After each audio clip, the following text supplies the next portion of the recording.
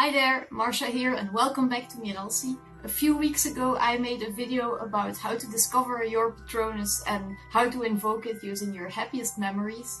Well, if you haven't watched that video yet, then I advise you to watch that one first, because this is the follow-up video in which I will reveal what my Patronus is and also how I connected to it, what I thought of it, how I analyzed it and what I learned from it. So this will be a little bit more of a personal video, but I hope as always that it can inspire you and maybe guide you in case you want to do the same and learn a little bit more about yourself.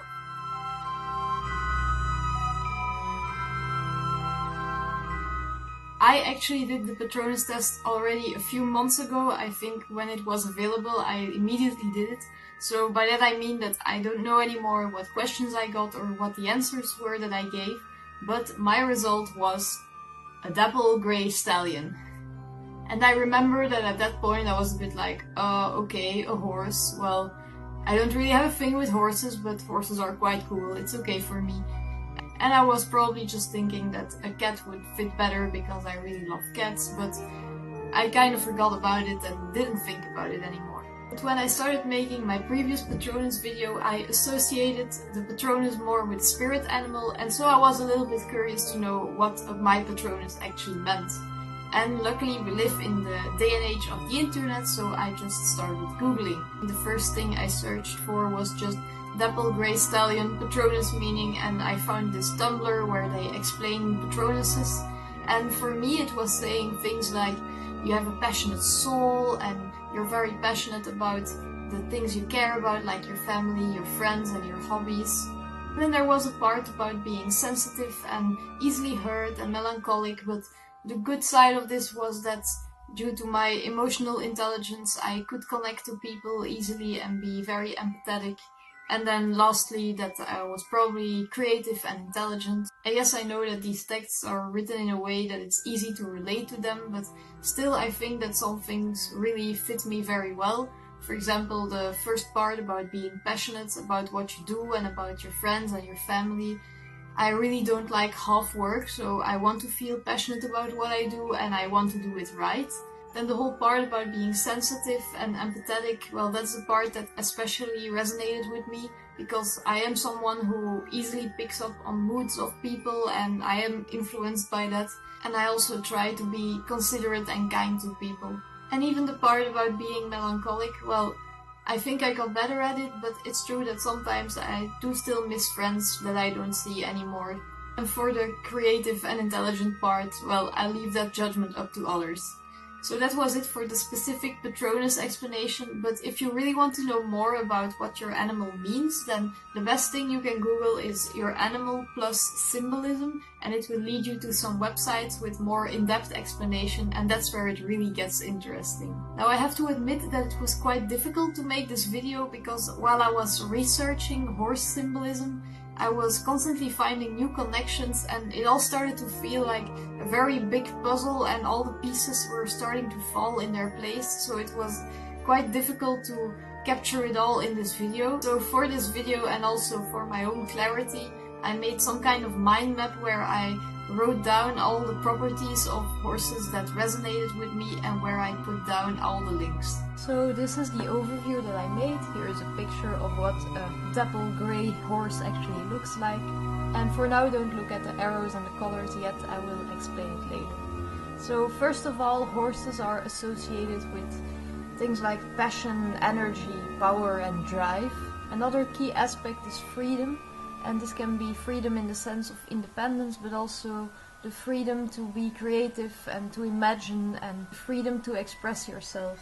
And naturally horses are associated with journey and traveling, and this I see it in the sense of broadening your horizons and learning and experiencing, and thanks to all of that, growth. Now how I see it is that all of these properties represent the wild side of a horse. Now on this side there are some words that also came back a lot related to horses, like strength, endurance, perseverance, discipline, but also responsibility, because actually horses are animals that care a lot about all the members of their herd, and in that way they symbolize responsibilities that we have towards society, towards our family and friends, and of course teamwork is also associated with that. Now this next set of words, it's properties of horses in general, but especially related to the color grey, is that they are grounded, they are stable, they are neutral, they are calm. And this flows naturally into this next set of words, which is empathy, emotional intelligence and wisdom. These are terms that also came back quite often. And to me they already are a little bit more spiritual, but when they use horses in therapy, for example, then these are the kind of properties that they focus on, so I think it still makes sense. And so all of the words in this column, they represent the tamed side of the horse. And then finally what comes back a lot in horse symbolism is that they stand for balance. And to me this is actually the main lesson out of this exercise, is the balance between the wild side and the tame side. And that's actually what these red arrows are for, because there are a lot of contradictions in here, like freedom versus responsibility, and journeying versus being grounded and stable, and also the freedom to express yourself while still being empathetic and kind towards people. And so I like to summarize this as the balance between following your own passions and your own journey while still sticking to your responsibilities and taking care of the people around you. Then for the other arrows, how I see it is that the horse spirit animal will give you this energy and this passion, but it's up to you to be able to harness that raw power into these qualities that will actually help you to fulfill your goals and to fulfill your responsibilities. And then the last lesson that I like to draw out of the horse being my spirit animal is that now I'm talking a lot about this tamed side, but it's also important to sometimes give in to your wild side, to be free, to be creative, to journey and to grow, because if you don't have enough of this in your life, then you will feel restricted and stuck in a rut and you won't be happy. And then the last arrows, they stand for the fact that I believe that you need to have the freedom to journey, because it's only through journey that you will grow. And thanks to this growth, you will further develop these qualities, which will then help you to have better connections with the people around you. And now that I've explained all of the arrows on here, that's what I mean with the pieces of the puzzle falling into place. Now the last thing that's left is these words that are marked in red. And these words are the things that I wanted to pursue when I started this channel. I wanted more energy, I wanted the freedom of being creative and of expressing myself. I wanted to grow as a person.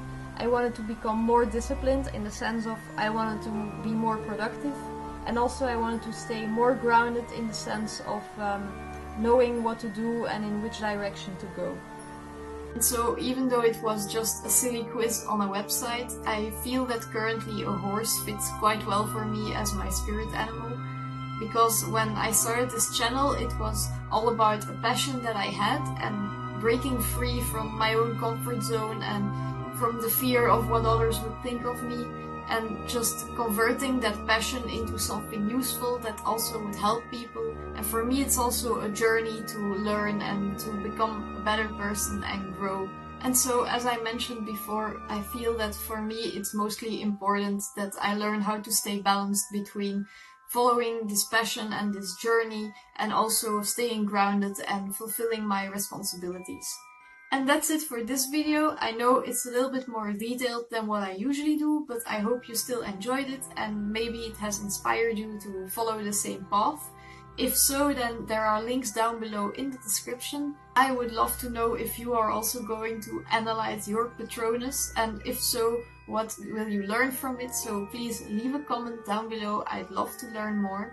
If you enjoyed it, then give this video a thumbs up, and if you are not subscribed yet, then hit that subscribe button. Thank you very much for watching and see you next week. Bye!